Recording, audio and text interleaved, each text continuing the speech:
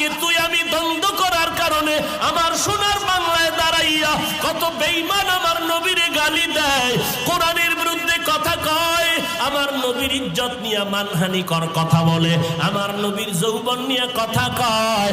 আজকে টুপি আর হাত বাঁধা নিয়ে দ্বন্দ্ব ছেড়ে যদি দিলটারে বড় বানাইয়া এক ময়দানে থাকতে পারতি, সমালোচনা ফেসবুকে না করতি, ওই বেঈমানের সামনে স্লোগান দেওয়ার দরকার হতো না।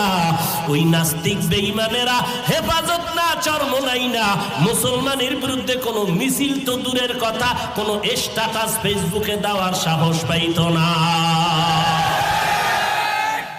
এরে নবীর উম্মতের দল, ওই কবরে যাব, তুমিও যাবে, আমিও যাব, কবরের সাইজও কিন্তু এক, কবরের প্রশ্ন তিনটা হবে, তাও কিন্তু একই প্রশ্ন হবে।